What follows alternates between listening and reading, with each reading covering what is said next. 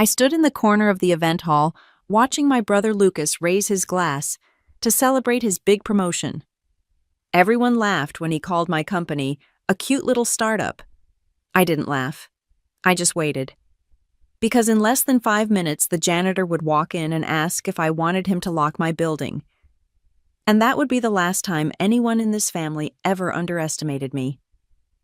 The lights of Midtown Manhattan glittered through the tall windows of the Crown Towers ballroom, reflecting against rows of champagne glasses. Crystal chandeliers sparkled overhead. It was the kind of party where success smelled like perfume and ambition hummed beneath polite laughter. Lucas always loved being the center of attention. Tonight, the entire room revolved around him, the golden boy of the Park family, freshly promoted to regional director at Vertex Systems. Our mother Linda clung to his arm as though proximity to his achievement made her glow brighter. Our Lucas, she told anyone who would listen, so proud, so deserving. My father Daniel nodded with quiet satisfaction, as if this was proof of his perfect parenting. Beside them, Lucas's fiancée, Rachel Bennett, dazzled in a gold dress that screamed expensive and intentional. She laughed too loudly, kissed him too sweetly, and made sure her diamond caught every flash of light in the room. And me, I stood by the far wall in a simple black dress, sipping water instead of champagne. I had been here before, this feeling of being present but invisible. The sibling who didn't fit the family mold. The daughter who made unconventional choices. My parents called me independent when they were being polite. When they weren't, they were stubborn. "Come on, Elena," Lucas called from across the room. "You can't just hide there all night. Come join the successful people." The crowd laughed. Even Rachel giggled behind her glass. I smiled faintly and crossed the room, each step measured, deliberate. He wrapped an arm around me, smelling of victory and whiskey. "Everyone," he announced, "this is my sister Elena, still running her little tech company, Technova, right?" I nodded. "Still running it." Lucas smirked. "Well, good for you. It's nice to have hobbies." The laughter came again, polite but sharp enough to sting. My father chuckled. My mother's smile tightened, pretending it was just family banter. Rachel leaned in, voice dripping with condescension. "Maybe she can join Vertex someday," she said. "We're always looking for receptionists who have personality." My lips curved slightly. "Receptionists run the world, Rachel. You should be nice to them." Her laugh came out brittle. "Oh, I'll keep that in mind." I let the moment stretch, let them believe I was wounded. Silence is a powerful weapon when you know how to use it. They thought they were laughing at me. What they didn't know was that every toast, every joke, every champagne glass in this ballroom sat inside a building that I owned. I caught sight of the property management sign near the entrance, Astra Holdings, the quiet little company through which I'd purchased this skyscraper 2 years ago. They'd seen that name on their invitations tonight, printed beneath Crown Tower Management. None of them had connected the dots. Why would they? They never paid attention unless it involved Lucas. I could hear him now bragging to a cluster of investors about the article Forbes had just run Young Executive to watch. He basked in it the same way he always had when we were kids.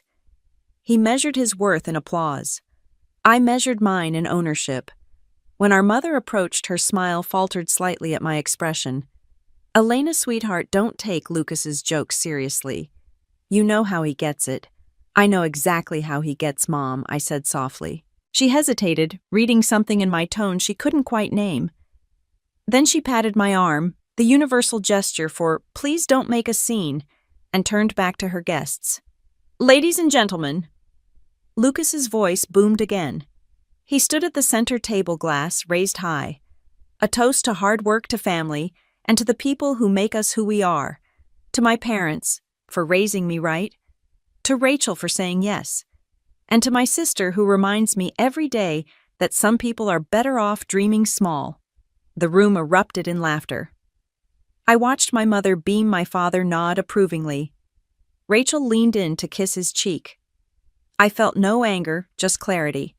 I let the laughter wash over me like static. Then the double doors at the back of the ballroom swung open. "Excuse me, ma'am," a voice said. The laughter died instantly. It was Sam, the night janitor. Gray uniform, keyring jangling at his hip, a kind face lined with years of night shifts. He looked directly at me. "Ms. Park," he said politely. "Do you want me to lock up the building now or after the guests leave?" Every head turned. Rachel's smile froze mid-giggle. Lucas blinked confused. "Wait," what he said, forcing a laugh. Sam looked around uncertain. "Sorry, I just wanted to check before securing the elevators." "You're the building owner, right?" The silence that followed could have cut glass. Lucas's hand trembled, champagne sloshing over his cuff. "She's lying." This is ridiculous." I met his eyes. "You should know me better than that, Lucas." My mother's face had gone pale. "Elena, what does he mean?" I smiled faintly, setting my glass down. "Just a misunderstanding, Mom." "Sam, go ahead and lock up once everyone's gone." "Yes, ma'am." He nodded, oblivious to the chaos he'd just unleashed, and left as quietly as he'd entered. The air in the room felt heavy, like the moment before a storm breaks. No one moved. No one spoke. Rachel tried to recover first. "Oh, come on," she said with a brittle laugh. "You're telling me your little startup bought a skyscraper?" I shrugged. "Something like that." Lucas's face flushed crimson. He turned to our father. "She's lying. This is ridiculous." My father didn't answer. He was staring at me as if seeing me for the first time. I held his gaze. "You once told me stability mattered more than risk. I chose risk. Seems it paid off." The orchestra in the corner kept playing softly, oblivious to the social earthquake unfolding in the center of the room. Rachel whispered something to Lucas, but his jaw clenched. My mother reached for her glass, hands trembling slightly. I stepped back from the table, the hem of my dress brushing the marble floor. "I should go," I said lightly. "It's getting late." No one stopped me. As I walked toward the exit, their silence followed like a shadow. The laughter, the superiority, all of it had evaporated. At the door, I glanced back. Lucas stood stiffly still, holding his glass. His reflection fractured in the mirror behind him. They didn't know it yet, but this was just the beginning. Outside, the city hummed beneath me, lights, taxis, the pulse of possibility. I stepped into the cool night air and looked up at the glowing windows of Crown Tower, my name buried deep in its deeds and contracts. "They thought the night was about his success," I whispered to myself. "They had no idea it was about my revenge." They used to say I was born stubborn. My mother preferred the word difficult. My father called it unrealistic. But the truth is, I was just tired of being invisible in a family that worshipped appearances more than substance. 5 years ago, before the champagne and the laughter, before anyone knew my name outside our family, I was still Elena Park. The quiet daughter who followed rules, worked long hours at a Manhattan investment bank, and smiled politely while her brother stole every spotlight in the room. At work, I was efficient, dependable, and utterly forgettable. I wrote reports. No one read designed models that made other people rich and stayed late, fixing mistakes that weren't mine. At home, I was a supporting character in the Lucas Park show. One night, after another 14-hour day, I came home to find my family gathered in the dining room. My father sat at the head of the table, scrolling through emails between bites of steak. My mother arranged silverware with mechanical precision, and Lucas was already holding court, bragging about his new position at Vertex Systems. "Regional manager," my mother repeated proudly as if the title were holy scripture. "Can you believe it? At 30. Not everyone's cut out for corporate leadership," my father added. His eyes flicked toward me, pointed and brief. I took a sip of water, steady. "Actually, I wanted to talk about something too." Lucas smirked. "Please tell me you're not quitting your job again." "I'm not quitting," I said. "I'm building something of my own. A startup." The silence was immediate, sharp. My mother blinked, unsure if she'd heard correctly. My father set down his fork. "A startup," he repeated. "In what? Coffee crafts tech," I said. "Financial technology. Blockchain security." Lucas laughed first. "Crypto? You mean that scam stuff? It's not a scam. It's infrastructure. Safer, faster transactions." My father cut me off with a dismissive wave. "Elena, you've got a solid career. Real benefits, a real paycheck." Why throw it away for some internet fantasy? Because I want to build something that's mine. My mother sighed as though I'd confessed to a crime. Sweetheart, stability matters. You can't just play with ideas. You need a husband, a future, something steady. Lucas raised his glass, smirking. To Elena's cute little tech dream, he said. May it last longer than her last promotion. That night I didn't argue. I just looked around the table and memorized their faces, my father's arrogance, my mother's pity, my brother's smug confidence.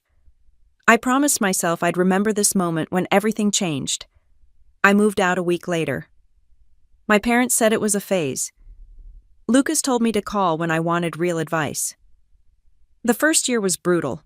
My startup NovaPay burned through every dollar I'd saved. Investors didn't take me seriously. They asked if I had a male co-founder or a husband to handle the technical side. When the market dipped, my funding evaporated. I maxed out 2 credit cards, sold my furniture, and worked from a second-hand desk in a studio apartment with paper-thin walls. When NovaPay collapsed, no one was surprised, except me. Lucas showed up at my door with a pitying smile. Told you, he said, glancing around my half-empty apartment. You should have stayed at the bank. You were good at taking orders. I didn't answer. I just closed the door. A week later, my mother called. You can always come home, she said gently. Your father says we'll cover your rent for a few months while you figure things out. No, thank you, I replied. I'll figure it out myself. They stopped asking after that. Months passed in silence. I worked part-time gigs, coded freelance projects, and spent nights teaching myself everything I could about blockchain architecture. I barely slept, barely ate. Failure had stripped away my pride, but it also burned off the fear. Then one evening, while scrolling through my emails, I saw a small invitation, Women in Blockchain Summit, Soho, New York. I almost ignored it. I couldn't afford the ticket, the clothes, or even the subway fare. But something inside whispered, go. The event was held in a converted loft filled with women who looked like they belonged, founders, engineers, venture capitalists. I stood near the back, clutching a cup of coffee like armor. That's when I met Nora Kim. She was a software engineer from MIT Labs, sharp and direct, with a confidence I envied. She noticed my badge. No company name, just Elena Park Independent. Independent, she said, smiling. That's brave? Or reckless, I replied. Same thing, she said, raising her coffee cup. One just pays better. We talked for hours. About tech, about inequality, about how people underestimate quiet women with big ideas. I told her about NovaPay, about the humiliation, about the way my brother laughed when I failed. She didn't pity me. She nodded. Then let's make sure they never laugh again. That night, Astrolink was born not in a fancy office or a boardroom, but over 2 cups of bad coffee and a promise between strangers. For the next 6 months, Nora and I worked out of a co-working space that smelled like burnt espresso and startup desperation. We built a prototype that could secure digital contracts using hybrid encryption. We pitched investors, collected rejections, and kept going. My family didn't know. I stopped telling them anything. When my mother called, I said I was freelancing. When Lucas bragged about his latest deal, I smiled and let him talk. Silence had become my camouflage. Sometimes I wondered if I was wrong for hiding. Then I'd remember the look on their faces that night at the dinner table, the certainty that I would never matter, and my doubt hardened into determination. A year after Astrolink launched, we signed our first corporate client, a logistics firm in Chicago. 6 months later, we partnered with a defense contractor to secure government data. And when an article in Business Insider called Astrolink the quiet revolution in digital trust, I sent the link to no one. My phone buzzed one afternoon while I was in the office, the number familiar but unwanted. Elena, my mother said cheerfully, we're having Thanksgiving at the country club this year. Lucas just got promoted again. You should come, dear. Bring your project. It's not a project, I said. Of course, she replied, not hearing me. Anyway, wear something bright this time. You always blend into the background. I looked at the city skyline through my office window, and felt a smile tug at the corner of my mouth. Don't worry, Mom, I said. This year I think they'll see me just fine. After I hung up, Nora looked over from her desk. Family event? Something like that, I said. A success party. She grinned. Yours or theirs? Does it matter, I asked. By the end, they'll know the difference. That night, I stayed late at the office finalizing the paperwork for our latest acquisition, a commercial property in Midtown Manhattan. The building was modest by Wall Street standards, but symbolic. It represented every dismissal, every smirk, every cute little startup that was never supposed to succeed. When the deal closed, I signed the final document with steady hands. The property deed bore one name, Astra Holdings, LLC. Astra Holdings was the entity Nora and I created to manage AstraLink's physical assets, making sure our corporate infrastructure was as secure as our code. It would take 2 years before anyone realized what those words meant. And on the night my brother raised his glass laughing about my little startup, I thought back to this moment, the moment I stopped being invisible. The moment I decided that the next time they laughed, it would be inside my building. The first thing Nora ever said when we moved into our new office was, "Smells like victory and burnt coffee." She wasn't wrong. The place was small, bare walls, flickering lights, and desks we'd bought off Craigslist, but it was ours. 2 women and one impossible dream. We called it AstraLink, named after the idea that trust could travel farther than fear. We started with nothing. No PR, no funding cushion, no family investors. Just sleepless nights and stubbornness. I coded until my hands cramped.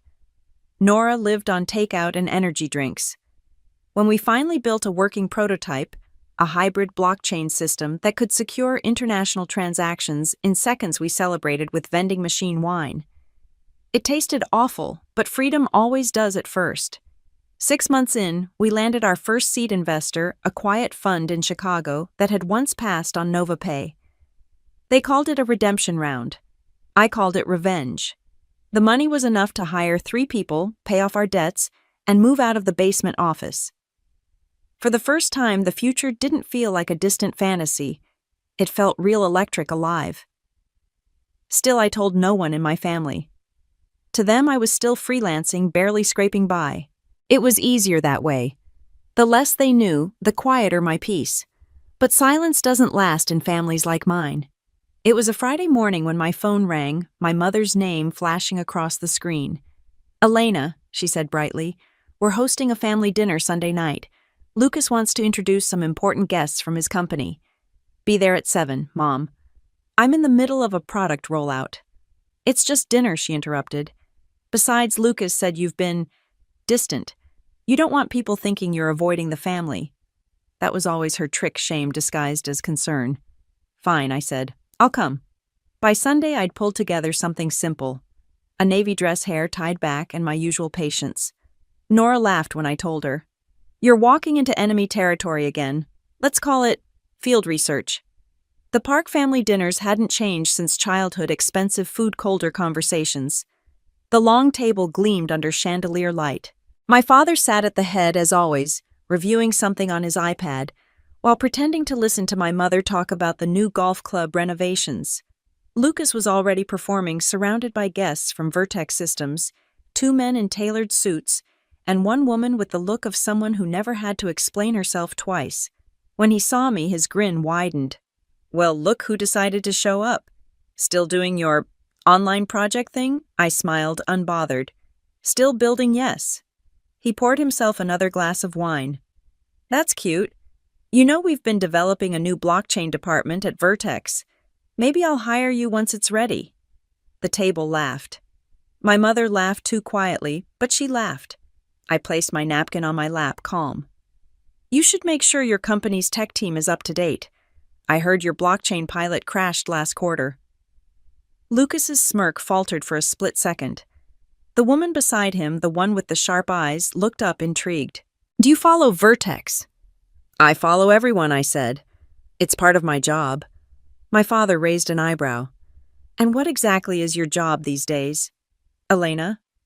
Before I could answer, my mother stepped in with her usual diplomacy. "She's freelancing, dear. Tech consulting, isn't that right?" I nodded, letting her keep her illusion. There was no point correcting people who preferred their fantasies. Dinner continued full of polite questions and thinly veiled criticism. Lucas bragged about his company car, his fiancée's upcoming feature in a lifestyle magazine, and his new condo in Tribeca. I listened smiling when appropriate, sipping my water, while everyone else refilled their glasses. Then came the inevitable dig. Rachel leaned across the table, her diamond bracelet catching the light. "Elena, you should meet my cousin," she said sweetly. "He runs a little startup too. Maybe he can give you some pointers." I tilted my head. Maybe he can learn something instead. She blinked, caught off guard. My father cleared his throat. "Elena, sarcasm doesn't suit you." "I wasn't being sarcastic," I said simply. The silence that followed was thick enough to chew. Then Lucas chuckled, breaking it.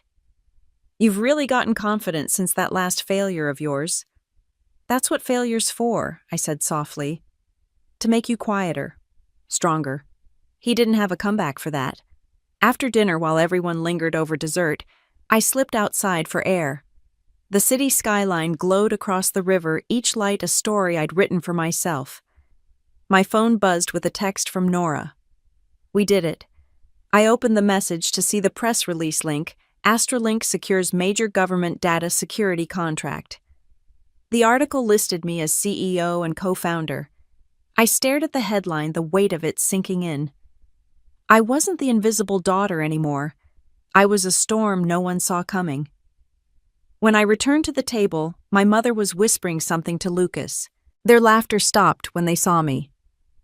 "Everything all right, dear?" she asked, voice overly sweet. "Perfect," I said, taking my seat. "Just some good news from work." Lucas leaned forward. "Good news? About what, selling your startup for lunch money?" I smiled.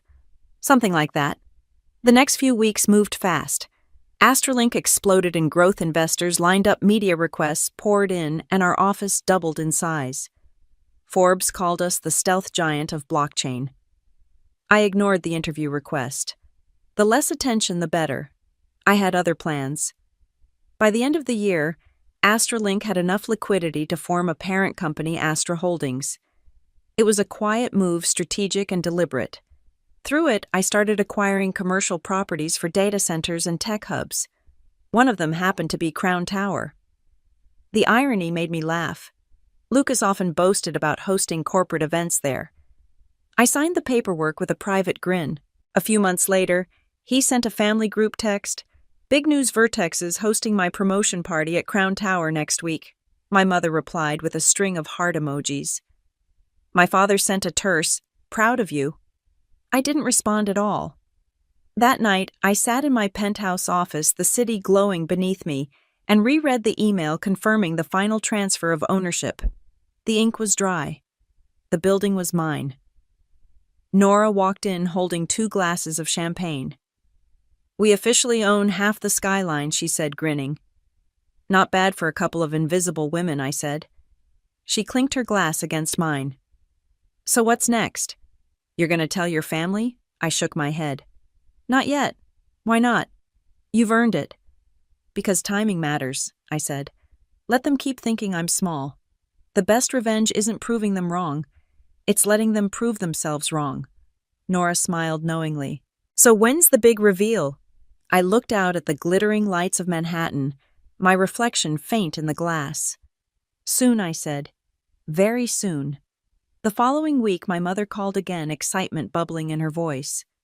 "Elena, Lucas wants you to come to his celebration. It's at the Crown Tower Ballroom, such a lovely venue. You must come." "I wouldn't miss it for the world," I told her. After she hung up, I leaned back in my chair, eyes tracing the faint outline of the building in the distance. Crown Tower.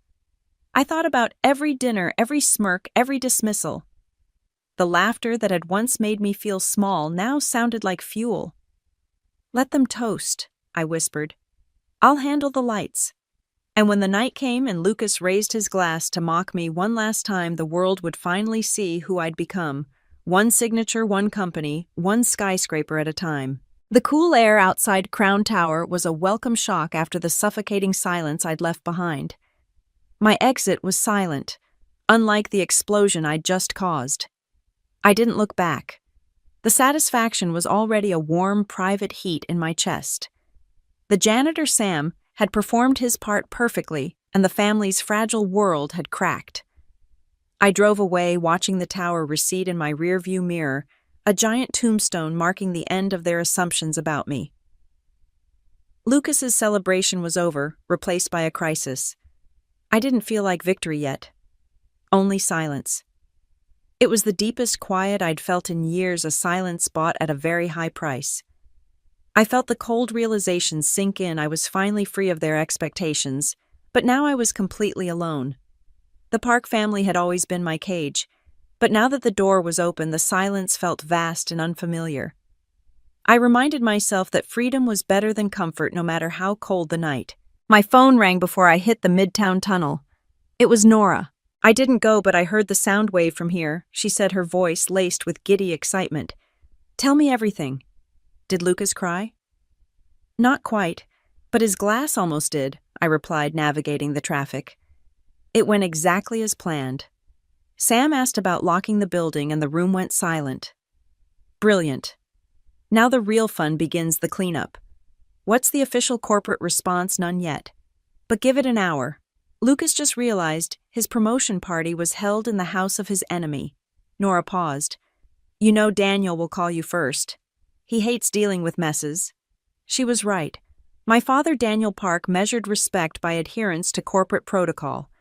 Being embarrassed in front of his peers, the Bennetts, was a violation of his most sacred rules. He wouldn't yell. He would analyze. The call came 20 minutes later, just as I parked outside my apartment. His voice was low, controlled, the most dangerous kind of anger. Elena, he started, no preamble. What exactly happens tonight? I believe the janitor already explained it, Father. I own the building. That's not what I mean. I mean, why would you humiliate your brother like that in front of Rachel's family? Vertex executives were there. They were underestimating me. I corrected them. This isn't about correcting them. This is about stability and family reputation. Do you know what kind of rumors this will start? That the Park family is fractured, that we allow internal sabotage. Rumors don't affect a 500 million company, Father. They only affect Vertex and Lucas's ego. There was a pregnant pause. Vertex Systems is a valued partner of the Bennett Group. Did you consider the impact this stunt will have on Lucas's career, on his engagement? I consider Lucas's impact on my life every day, Father. And tonight, I simply returned the favor. He sighed, a deep, exasperated sound. Astra Holdings. I looked it up. Real estate acquisition. Why didn't you tell us? You stopped asking. When I failed with NovaPay, you all laughed. When I succeeded with Astralink, you assumed I was freelancing. You only see what Lucas shows you. I learned to work in the silence you created. We were trying to protect you from risk. No, you were protecting your image. And tonight, I shattered it. He hung up without saying goodbye. I sat in the dark, the city lights reflecting off my windshield. My family wasn't capable of understanding success built on quiet determination. They needed applause. My phone buzzed again. This time, it was a text from Lucas. Just one word, war. I smiled. He finally understood the game. I texted Nora, the cleanup has started. And Lucas just declared war. She replied instantly, good. Let's send him the first bill. The next morning, the first thing I did was instruct Astra Holdings' legal department to review the Vertex Systems lease agreement at Crown Tower. It was time to start using the ownership I'd revealed. The opening volley of my revenge wasn't just humiliation. It was calculated financial pressure. Lucas wanted a fight. I would give him an eviction notice. The text from my father. We need to talk. Remained unanswered. Some conversations require setting the terms first. I had already set the scene for the family, and now it was time to establish the terms of engagement for Lucas. I was in the office by 7:00 a.m. Nora was already there, mapping out a projected revenue forecast on the massive screen. She looked up, a triumphant smirk on her face. The internet is beautiful this morning, boss, she said. The chatter is deafening. Park family feud. Tech CEO owns Brothers Tower. The optics are incredible. Optics are just the stage, I replied, pouring coffee. I need action.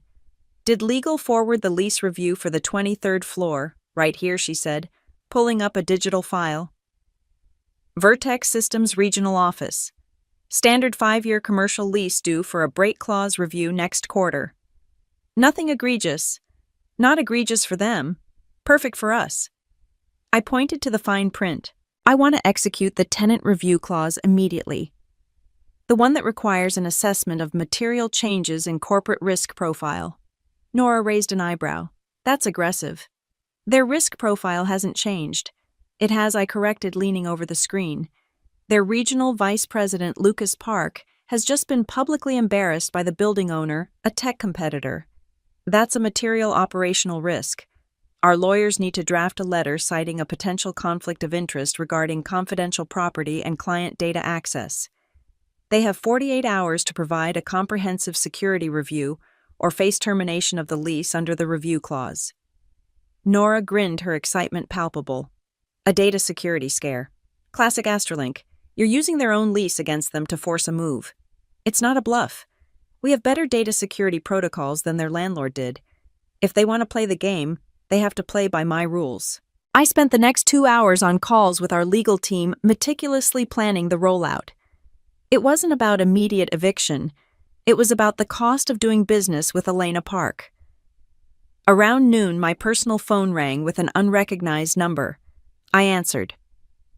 Elena, it's Rachel. Lucas's fiancé sounded frantic, the carefully constructed elegance from the night before entirely gone. Hello, Rachel.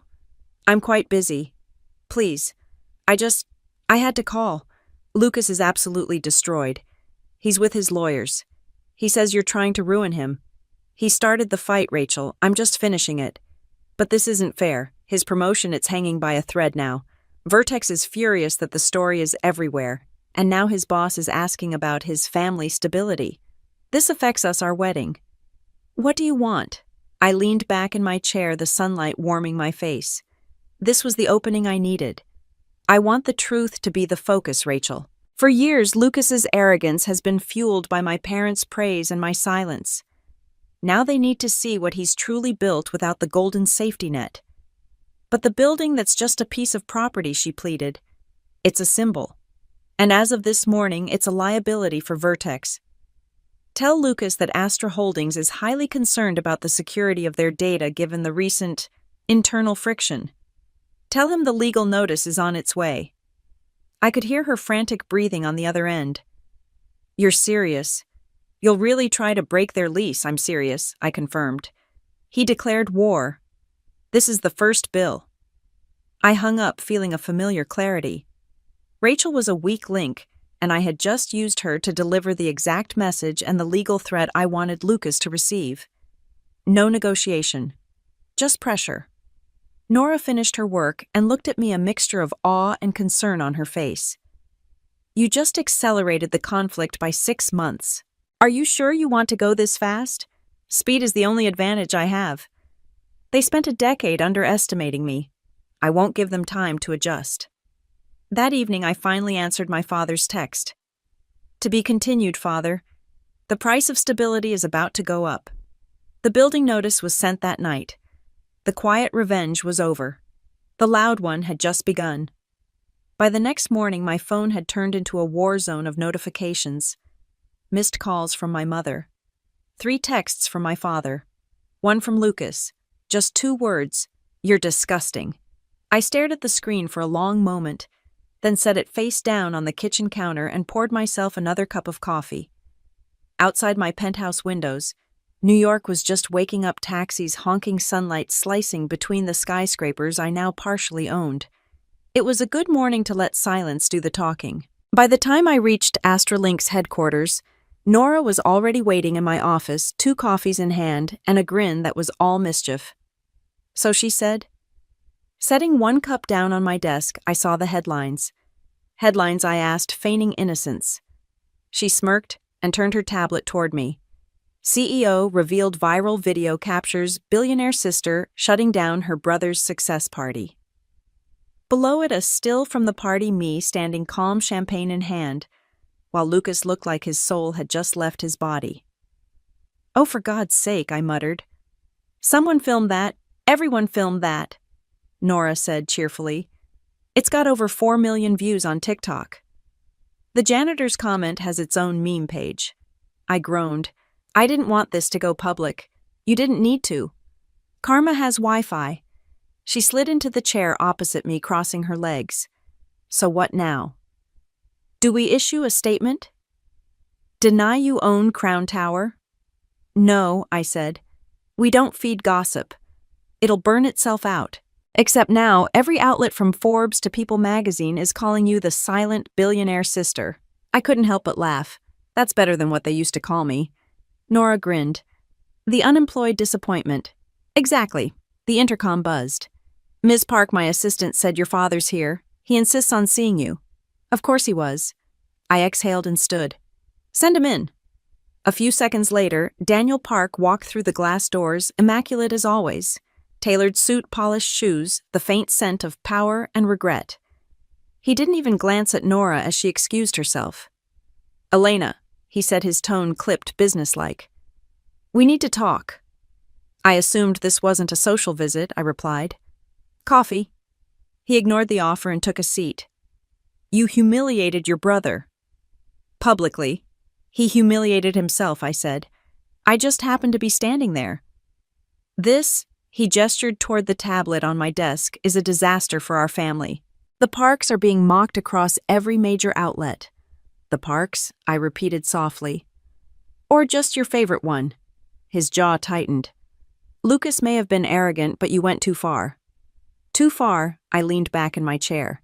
After years of belittlement, mockery, and exclusion, I think I barely evened the score. He ran a hand through his hair, looking uncharacteristically unsure. You could have told us about your company, about the building, about any of it. You never asked, I said simply. You were too busy measuring me against your golden boy. That's not fair. It's not false either. He sighed heavily. Elena, I'm trying here. We all made mistakes. Made, I said. Past tense, he hesitated, then straightened. The point is this feud is hurting the family name. Investors are calling me, clients are asking questions. And that's my problem because you're part of this family whether you like it or not, he snapped. And reputation matters. I let the silence stretch before answering. My reputation's fine. In fact, it's never been better. He looked at me, really looked at me for once as if seeing something he didn't quite recognize. You sound like your mother, he said finally, always needing the last word. No, I said softly. I sound like myself. You just never listened before. He stood abruptly. We'll have dinner tomorrow. The whole family. We'll fix this privately before the press does. I'm not interested in fixing appearances, I said. You should be more concerned with the truth. He hesitated at the door, his back still to me. Lucas won't forgive you. I didn't do it for forgiveness. He didn't respond.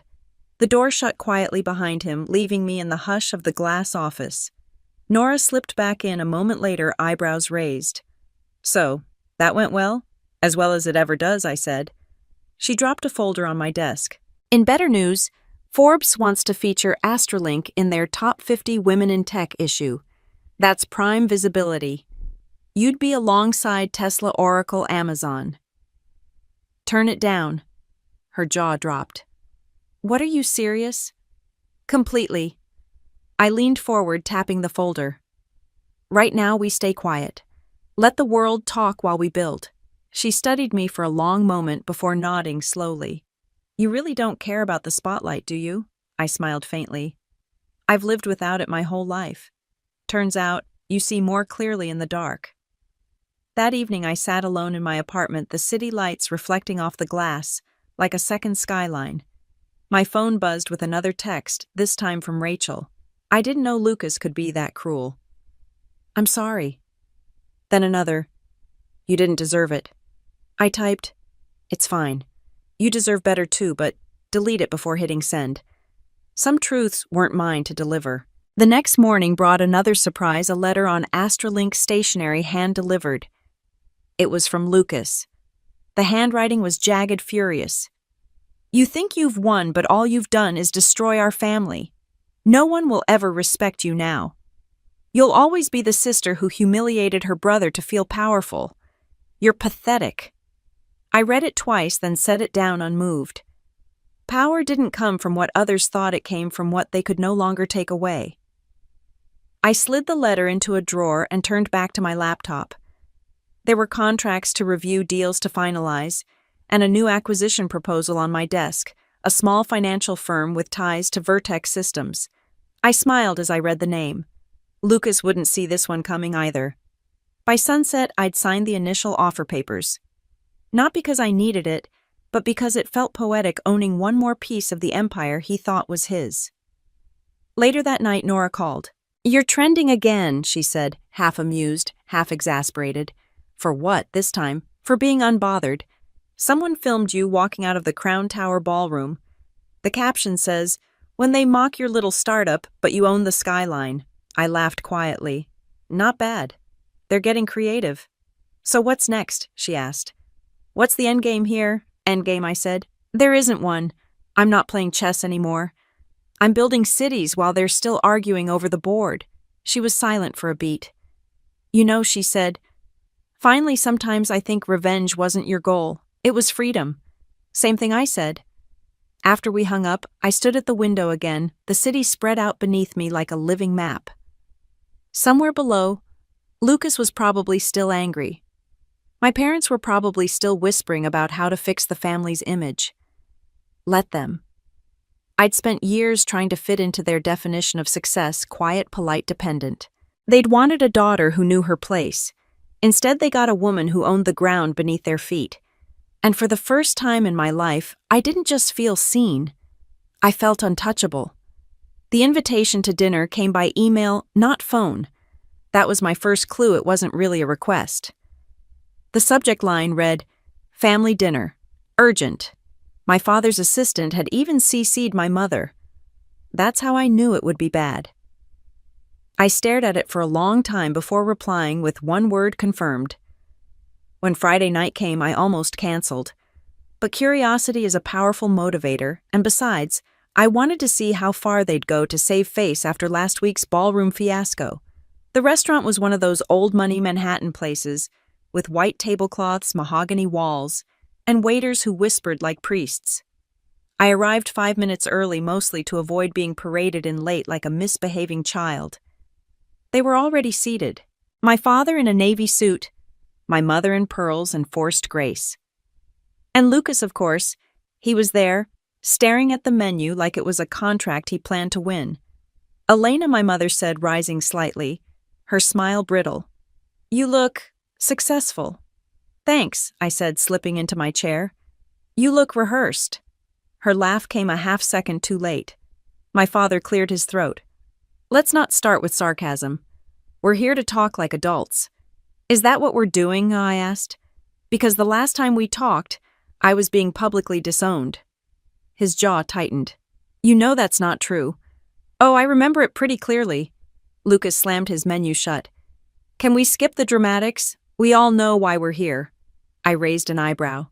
"Do we?" He leaned forward, eyes gleaming with barely concealed anger. "You humiliated me, Elena. At my celebration. In front of my team. My fiancé's family. I've been cleaning up the mess for days." "Cleaning up the mess," I repeated softly. "You mean spinning the story?" He glared. "You didn't have to show off. You could have told us privately. But no, you had to make it public. You wanted to make me look small." I smiled faintly. "Lucas, you managed that all on your own." "Enough," my father snapped. "We're not here to fight." "Then what are we here for?" I asked. He exchanged a quick glance with my mother before answering. "Damage control." There it was. My mother placed her napkin delicately on her lap. The family name has been dragged through gossip and speculation. The Parks are known for integrity, unity. We can't have the world thinking we're divided. I almost laughed. "You are divided. You did that, not me." "Elena," she said softly, her voice pleading now, "Darling, please. We just need to get ahead of this story. Issue a joint statement, perhaps an interview with Forbes. Talk about how close you and your brother are, how proud we all are of each other." I tilted my head. "You want me to lie?" "It's not lying," she said quickly. It's managing perception. Spin, I said. You want me to spin the truth because it makes you uncomfortable. My father sighed heavily. This is about the business world, Elena. Appearances matter. You may think you can operate in isolation, but family reputation impacts everything: networking, partnerships, investor trust. And yet, I said, sipping my wine, Astralink's valuation tripled this week. Investors seem fine with a little family drama. Lucas laughed bitterly. You think money makes you invincible? No, I said. It makes me independent. His smile faded. You really enjoy this, don't you? Watching us squirm. I don't enjoy it, I said, setting my glass down. I just stopped apologizing for existing. My mother tried again, her voice gentle, controlled. You have to understand, sweetie. We only wanted the best for you. We worried about your choices working in tech, starting companies with no stability. I cut her off. You mean choices you couldn't control? Her composure cracked. You were reckless. I was ambitious, I corrected. There's a difference. Silence. The kind that presses on the air like a weight. Finally, my father spoke again, tone sharp with authority. Regardless, this public tension ends now. The media attention is making us look like amateurs. So here's what's going to happen. You'll attend a joint event next week, hosted by the Park Foundation. You'll say a few words about family unity, acknowledge Lucas's promotion, and show gratitude for our support. We'll announce a charitable collaboration between Astralink and the Foundation. It will reframe the narrative. I leaned back slowly, studying him. You've already planned it all, haven't you? It's the right move, he said. It helps everyone. Everyone, I repeated. Except me. Elena. My mother pleaded, this is bigger than you. Think of the family. I stared at them, feeling something shift in my chest, not anger, not hurt, just clarity. Do you hear yourselves? I asked quietly. You're not proud of me. You're afraid of me. Afraid I don't need you anymore. No one spoke. I continued, my voice steady. You spent years dismissing me, mocking me, ignoring me. Now that I'm useful again, now that the world knows my name, you want to reclaim me. Like I'm some lost asset to fold into your portfolio. My father's expression hardened. That's not what this is about. Yes, it is, I said. It always has been. I stood up, pushing my chair back with deliberate calm. You want a statement? Here's one. I built something real, something you never believed in, and I don't owe anyone a performance to make it palatable. Elena. My mother said softly, almost broken now. Please don't walk away again. I paused, hand on the back of my chair. I never walked away. You just stopped looking in my direction. Then I turned to Lucas. He looked lost for once, not angry, just lost. I didn't buy that building to humiliate you, I said. I bought it because I saw potential where no one else did. The same way I once saw it in you. He didn't respond. His eyes flicked down to the table, shame flickering there, brief and real. Good luck, Lucas, I said quietly. You'll need it. For a fraction of a second, I saw past the arrogance and shame of the little boy who used to sneak me candy under the dinner table when Mom and Dad weren't watching. That boy was gone. Maybe he needed to be. I pushed the memory away and walked out. I walked out of the restaurant, the sound of my heels echoing through the marble foyer. Outside, the city lights looked brighter, sharper against the night sky. As I waited for my car, my phone buzzed again, a message from Nora. The board meeting moved to Monday. Also, rumor says Vertex is looking for a new partner. Interested, I smiled to myself. Always, I replied.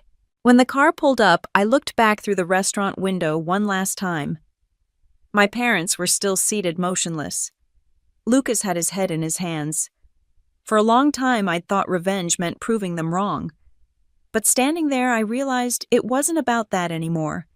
It was about proving myself right.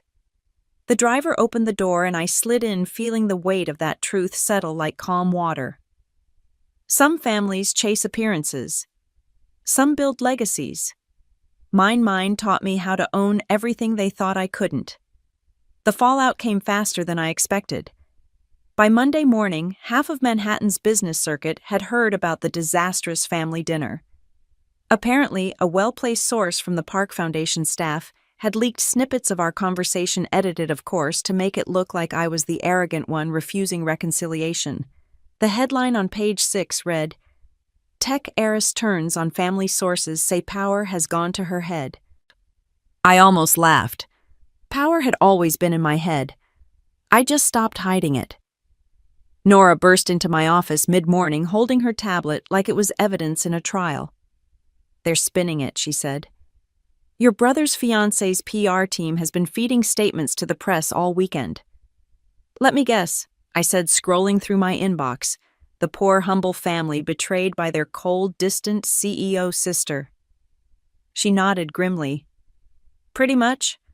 Rachel's father even gave an interview called Lucas, a rising star with family challenges." "Family challenges," I repeated. "That's a creative way of saying your sister owns your office lease." "This isn't funny, Elena," Nora said. "They're trying to bury you under your own success. The press loves a female villain in heels." I sighed, leaning back. "And what do you suggest I do? Hold a press conference? Cry about how misunderstood I am?" She dropped the tablet on my desk, frustration written across her face. "No, but you can't let them control the narrative. This isn't just about gossip, it's about influence. If enough people believe you're unstable or power-hungry, it could affect future contracts." I stared at her for a long moment before speaking. "Then maybe it's time I remind them who built the narrative in the first place." Her brow furrowed.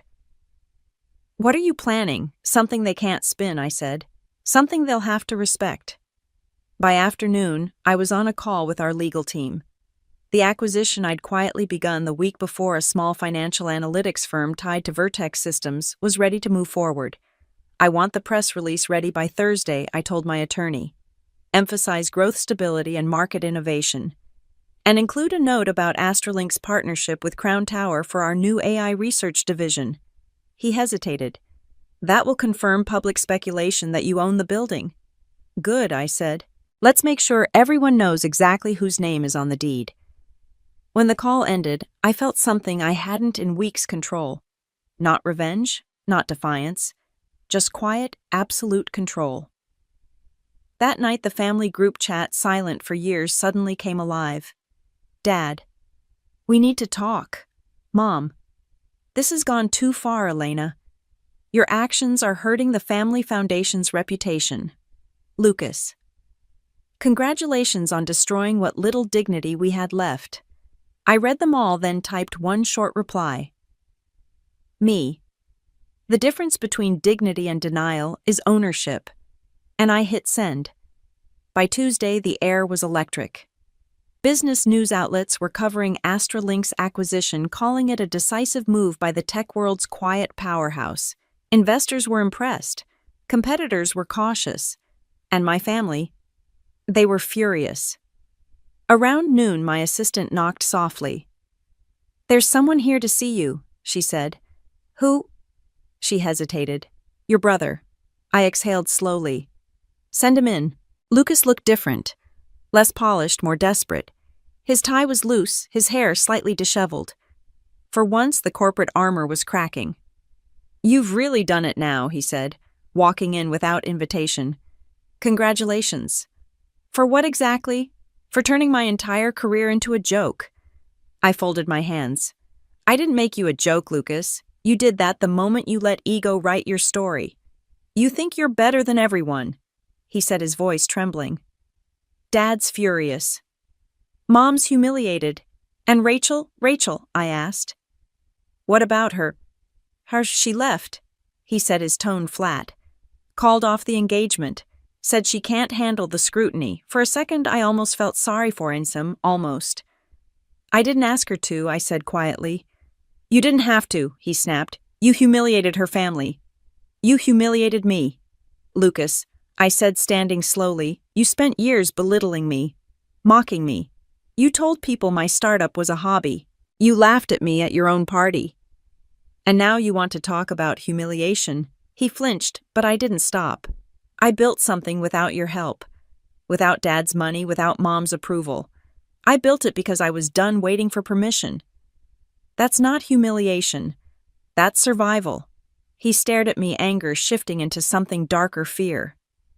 You've changed, he said quietly. No, I said. I finally stopped pretending.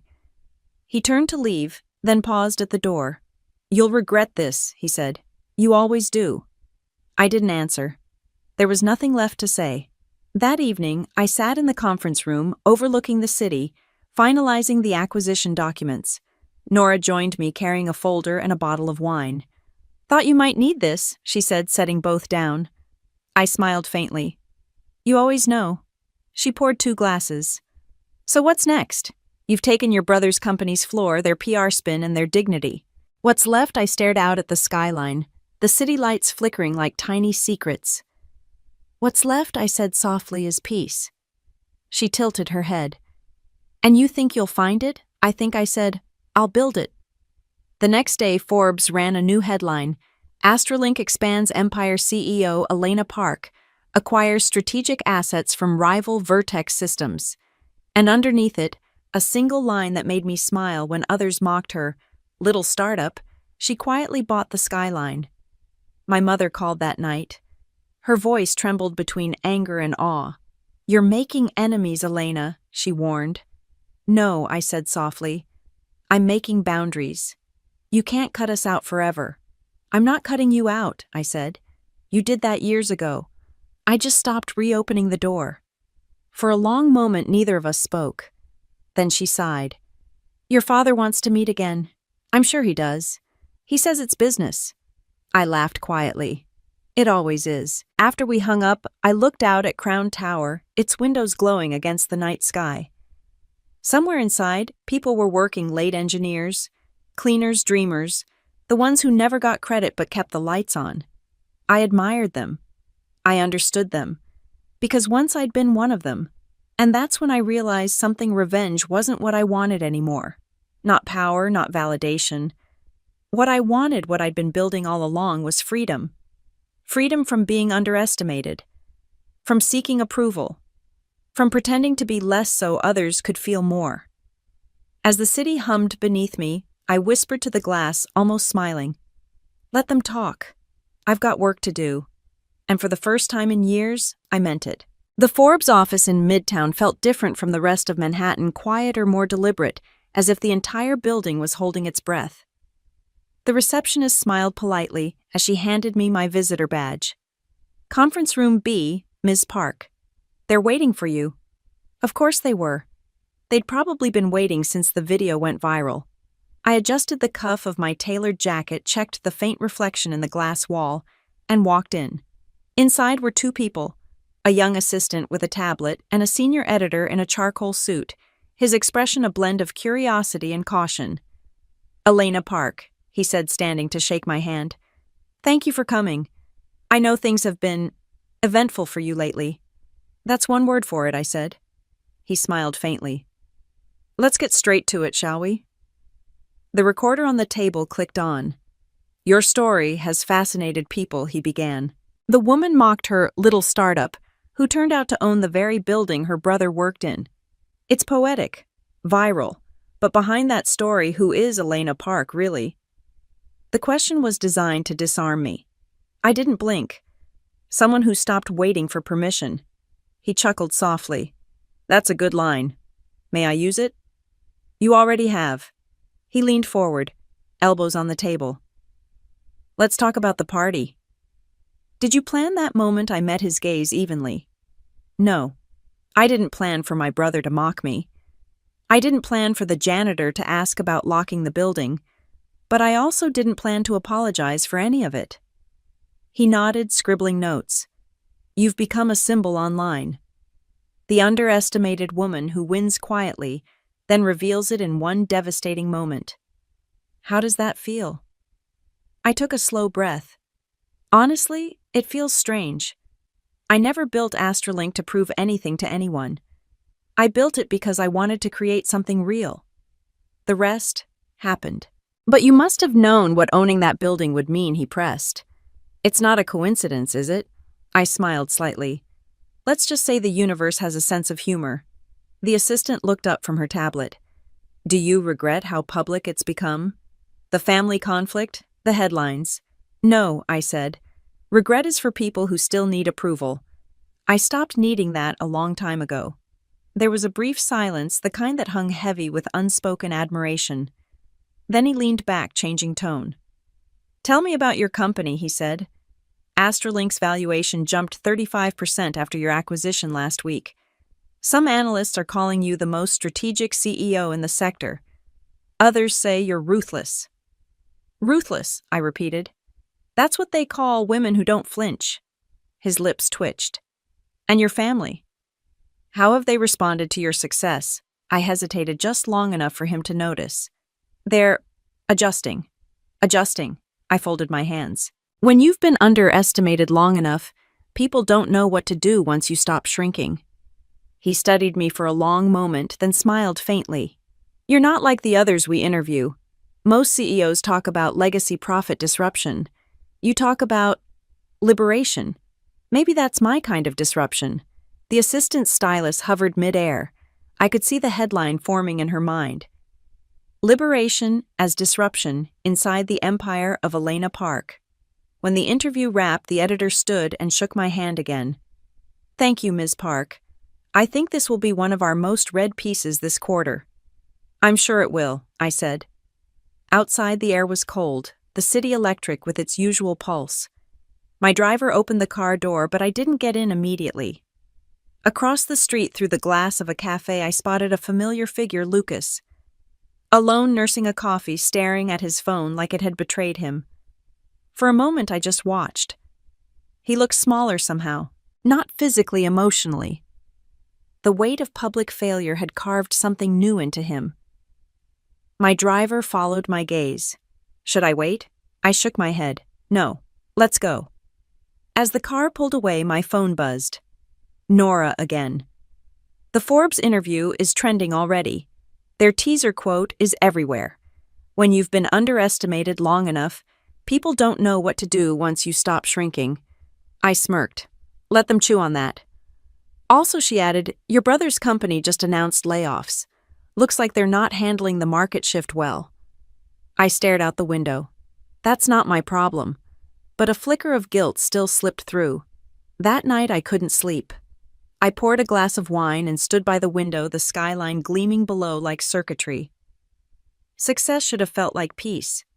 Instead, it felt like standing at the top of a mountain you built yourself and realizing you were the only one there. I opened my laptop and pulled up the internal analytics dashboard. Numbers, growth charts, projections, all clean, all perfect. The kind of data that made investors salivate. And yet something felt off. A notification pinged. A message from Nora. Tomorrow's investor dinner at the Metropolitan Club. You're confirmed. The board wants you to bring a personal statement about Astralink's mission beyond profit. Beyond profit, I murmured. The words lingered like a challenge. Because truthfully, I'd built Astralink as both an escape and a weapon, a way to prove something. But maybe it was time it became more than that. The next morning, I arrived at the club in a black suit sharp enough to cut glass. The boardroom was filled with investors, media, and industry heads. The same people who had once dismissed my early funding requests now watched me like disciples. The moderator smiled. Ms. Park, would you like to share a few words about Astralink's philosophy? I stood, holding their gaze one by one. Astralink was never about beating competition, I began. It was about changing the language of power. For too long, people like me, women outsiders, dreamers, were told to think smaller. I built Astralink to show that small doesn't mean insignificant. It means underestimated. The room was silent. Then applause. Slow, deliberate, genuine. As I sat back down, Nora gave me a subtle nod from across the room, that look that said, you did it. Later, as we stepped out into the crisp evening air, she asked, do you ever think they'll stop underestimating you? I smiled faintly. I don't need them to, why not? Because every time they do, I said I win again. The driver opened the car door. As I slid inside, I caught my reflection in the tinted glass, calm, controlled, unshaken. The world was learning my name. But for the first time, I realized something more powerful than recognition. I didn't just own the building, I owned the narrative. The first sign of change came on a rainy Thursday morning when my assistant handed me a stack of letters. Not emails. Letters. Thick envelopes with elegant handwriting and expensive stationery. They came through the office courier, she said. From your family. I stared at them, unsure whether to laugh or roll my eyes. For years, they'd ignored my existence, dismissing my work as a hobby. Now, after the Forbes interview and the viral quote, they suddenly remembered my address. I took the top one and slid my finger beneath the seal. The paper smelled faintly of Chanel No. 5, my mother's signature. Dearest Elena, your father and I have been reflecting on how things unfolded. We may have been too harsh, too proud. The family would love to reconnect. Perhaps dinner next week? At home, not the club, just us. Love, Mom. Love. That was rich. The next letter was from my father.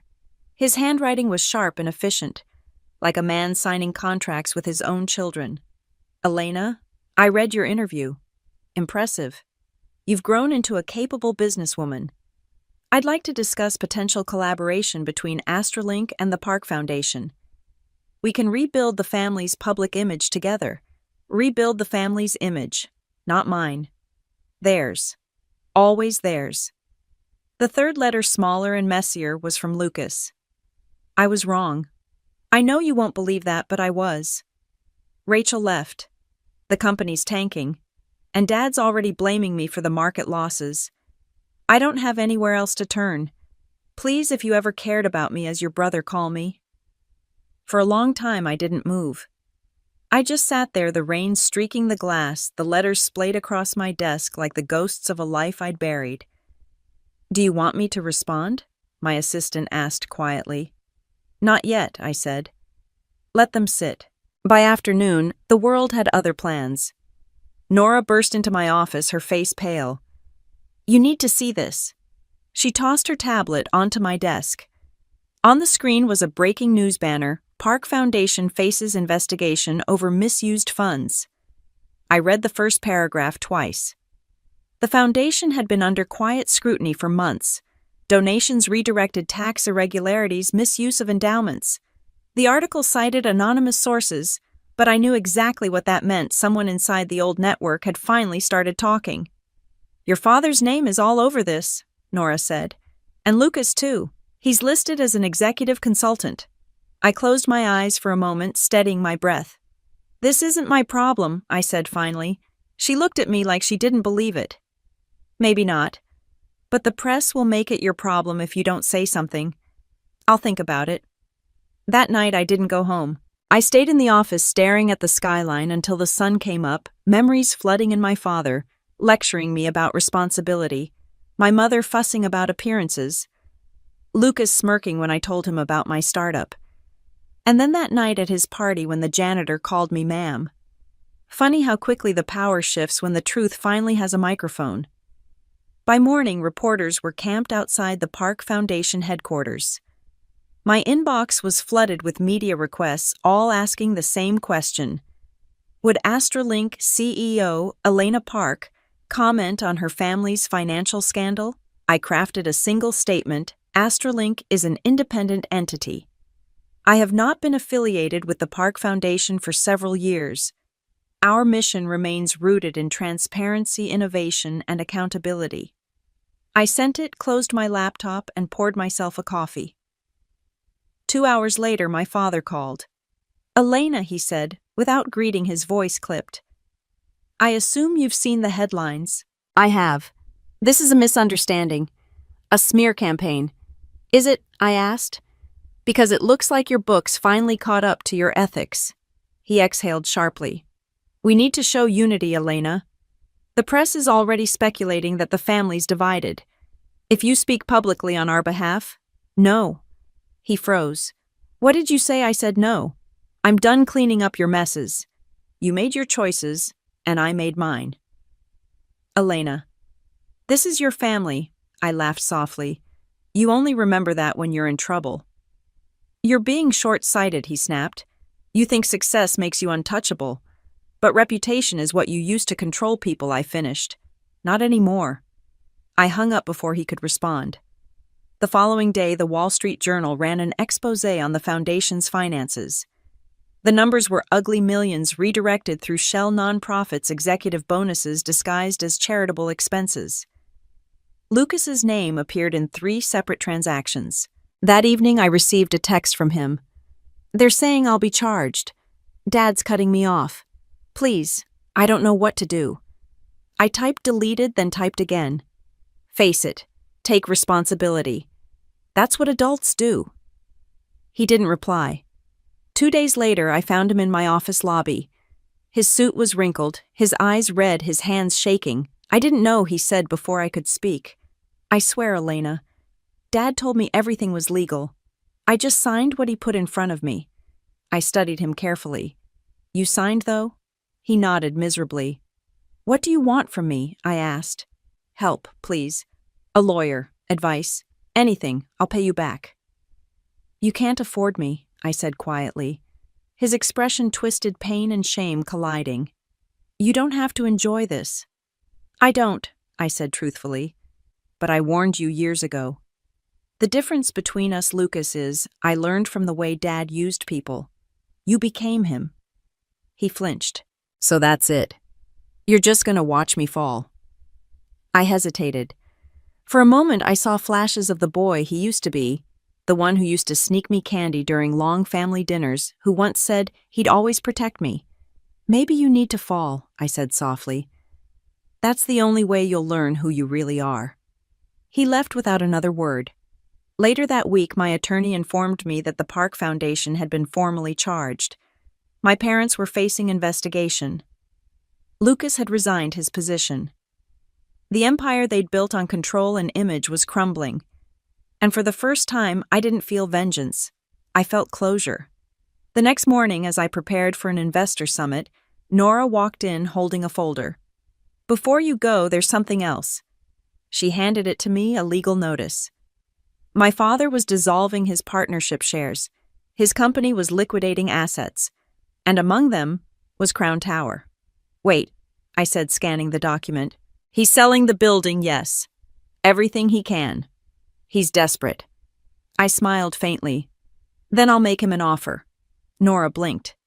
"You're serious?" "Completely. He built his reputation on owning things. Let's see how it feels when I own his last symbol." By week's end, the deal was done. Crown Tower was officially mine, every floor, every square inch. That night, I stood on the rooftop terrace.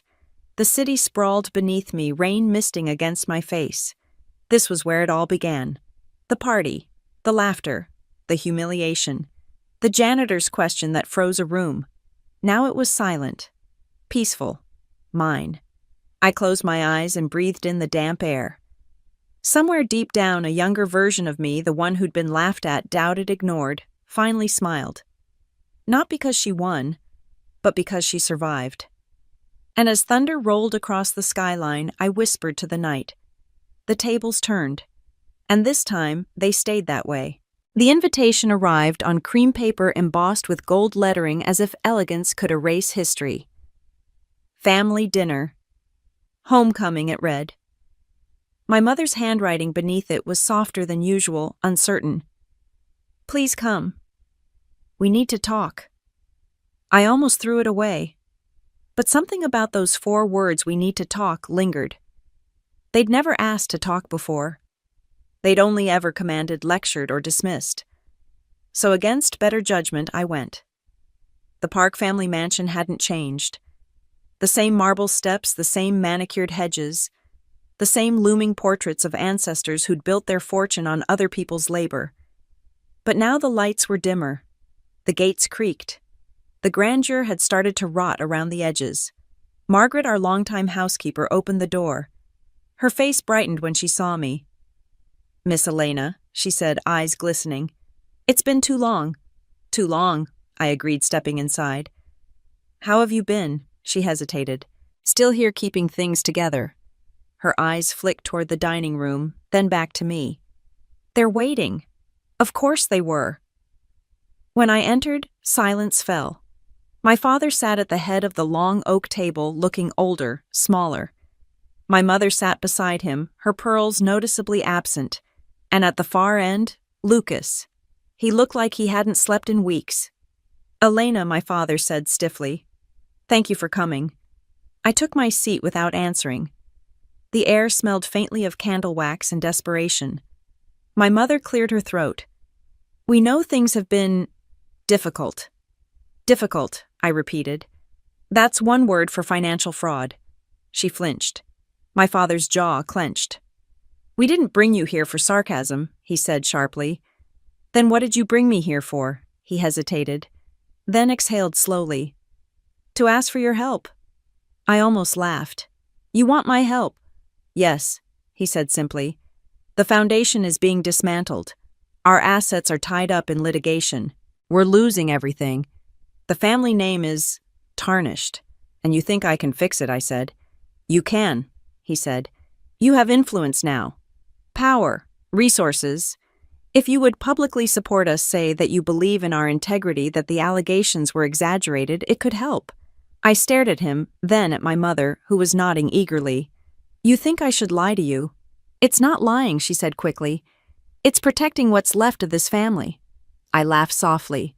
"Protecting the family is what I did for years. You just didn't notice."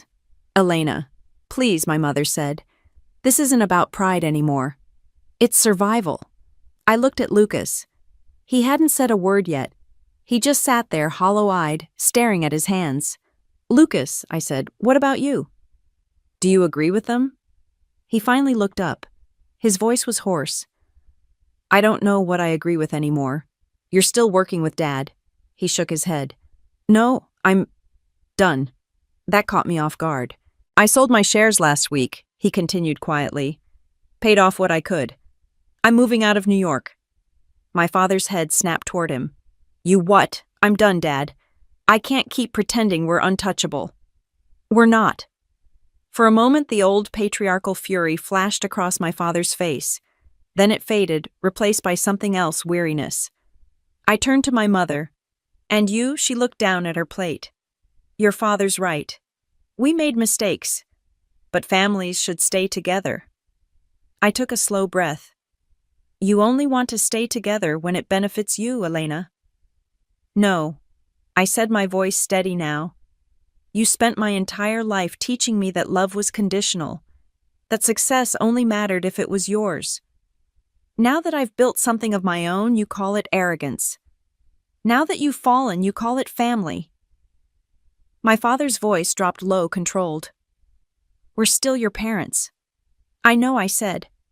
"And I'll always wish that had been enough." The silence that followed was heavier than any argument. Finally, I pushed my chair back. I didn't come here to fight, or to gloat. I came to say goodbye properly. "Goodbye," my mother whispered. "Yes," I said softly. "To the version of you that couldn't see me. To the version of me that needed you to." "Elena, you can't just walk away," my father said, rising. "I'm not walking away," I said. "I'm just not standing still anymore." I turned toward the door. "Elena," Lucas said suddenly. I stopped. He stood, his voice breaking slightly. "I meant what I said. I was wrong. About everything. You deserved better from all of us." For a moment the room blurred around me. I nodded once. "Thank you." And then I left. Outside, the night air was sharp, the moon breaking through the clouds like a quiet witness. My car was waiting, but I didn't get in right away. I stood on the steps, looking back at the mansion, a place that had always felt more like a museum than a home. Margaret stepped out after me, wiping her hands on her apron. "You did the right thing, Miss Elena," she said. "Did I?" I asked softly. She nodded. "Sometimes the only way to fix what's broken is to stop trying to mend it." I smiled faintly. "Thank you, Margaret. Always proud of you," she said. "We all are the ones who saw you for who you were." Her words sank deep, gentle, and grounding. When I finally got into the car, Nora's voice came through my phone over the car speaker. "You okay?" "I think so." "Big board announcement tomorrow." "Are you sure you're ready?" I looked out the window at the shrinking silhouette of my family's house. "More than ever." She hesitated. You sound lighter. I am, I said, for the first time in my life. The next morning, the New York Times published a new headline: Crown Tower CEO launches the Astra Foundation, a new era of ethical innovation. The article detailed my initiative, a program funding startups, led by underrepresented founders, promoting transparency, mentorship, and equality. The kind of foundation that stood for everything the old park legacy never did. By evening, my inbox was full of congratulations. Investors wanted in. Universities wanted partnerships. And then one last message came through from Lucas. I saw the news. It's incredible. I'm proud of you, sis. Really proud. I'm heading to Denver next week, starting over. Maybe I'll finally build something honest. I typed back, good. You'll be fine. We both will. As I hit send, I realized I wasn't angry anymore. Not even a little. The story that began with mockery, betrayal, and humiliation had finally come full circle. The little startup, the janitor, the frozen smiles, the empire. It all led here to peace. That night I stood by the window of my penthouse office watching the lights of Crown Tower shimmer like a constellation of second chances. Somewhere inside that building, a janitor I once thanked was locking the doors again. Maybe he still remembered that night. Maybe he didn't. Either way, I smiled and whispered to the glass, "Thank you," because sometimes the smallest voices in the room hold the biggest truths, and this time, I was finally listening. The first snowfall of December dusted the city in quiet silver.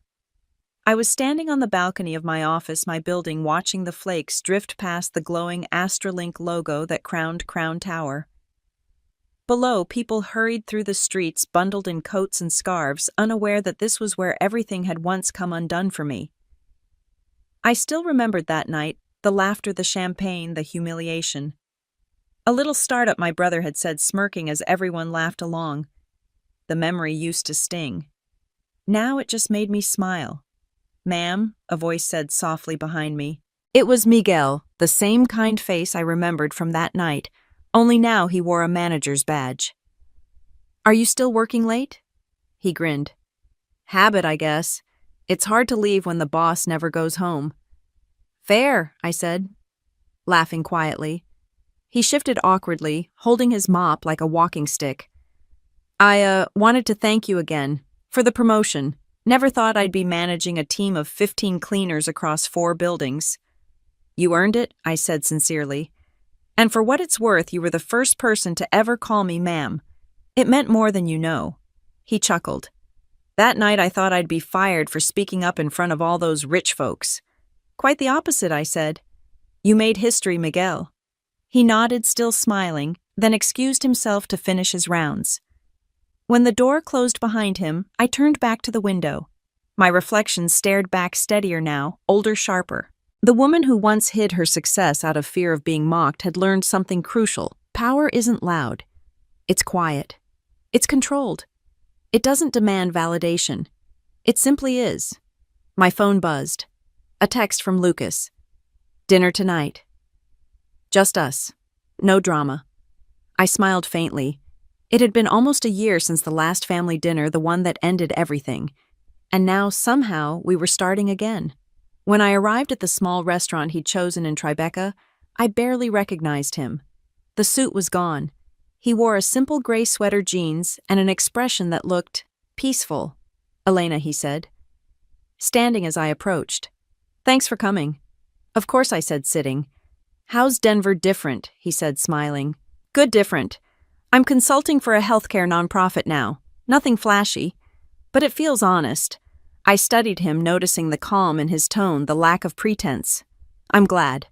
He hesitated, then reached into his pocket and pulled out a folded paper. "I wanted to show you something." He slid it across the table. It was a letter and offer of employment from Astralink Denver, one of our new expansion offices. Position Project Development Associate. "You applied?" I asked. He nodded. "Under a different name. I wanted to see if I could make it through the process on my own. Turns out your team doesn't play favorites." I couldn't help but laugh softly. "I trained them well." They offered me the job last week, he said. I haven't accepted yet. I wanted to tell you first. I looked at him carefully. If you take it, you'll be working under the company I built. No shortcuts, no special treatment. He nodded. I wouldn't want any. For the first time in years, I believed him. We spent the rest of the meal talking not about money or titles or the past, but about life. About how things could start over when you stopped pretending. When the check came, he tried to grab it, but I shook my head. This time I said it's on me. He smiled. Just this time. Later that night, as I walked back to my car, the city lights reflected off the snow, scattering like stardust. My phone buzzed again, Nora sending updates about the Astra Foundation's latest scholarship program. We'd just funded our 10th round of women-led startups. Real ideas, real innovation. And for the first time, I realized that what I had built was more than revenge. It was redemption not just for me, but for every person who'd ever been underestimated. When I got home, I found a small package waiting at my door. No return address. Inside was a vintage fountain pen, sleek black, engraved with the words, "She built it herself." There was only one note inside in my father's unmistakable handwriting. "Proud of you." No signature. Just that. I held the pen for a long time. It wasn't an apology. It wasn't reconciliation. But it was a start. Over the next few months, things settled into a rhythm. Astralink's IPO exceeded projections, our ethical foundation gained traction, and the media's fascination with the woman who owned the building began to fade into legend. But I never forgot where it began. Sometimes late at night I'd visit Crown Tower's rooftop, the place where my humiliation had transformed into power. From up there, the city didn't look judgmental. It looked infinite. One evening, as the sun dipped below the skyline, Nora joined me. "Do you ever think about how far you've come?" she asked, handing me a glass of wine. "Every day," I said, "and sometimes I still can't believe it." She smiled. "You've built something rare. Not just a company, a legacy." "Maybe," I said, "but legacies only matter if they outlive ego." She raised her glass. "To outlive my ego." We clinked glasses and stood in silence, watching the city shimmer. Below us, the world moved on, unaware that a small moment of humiliation years ago had built this empire. When I finally left the rooftop, I felt something shift, not an ending, but a settling. The story that began with mockery had closed its circle with meaning. Back in my office, I opened my laptop and drafted a note to my team for the company newsletter. Astralink was born from doubt. From being told, "You can't."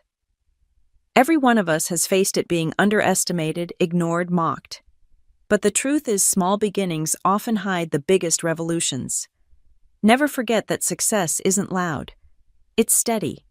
It's earned. And it belongs to those who keep building when no one believes in them. I hit send. Then I leaned back, took a deep breath, and looked out over my city, my skyline, my story. The snow kept falling soft and endless like forgiveness. And as the night deepened, I whispered to the quiet. To every woman they ever called small, keep building. Because sometimes revenge isn't about proving them wrong. It's about proving yourself right.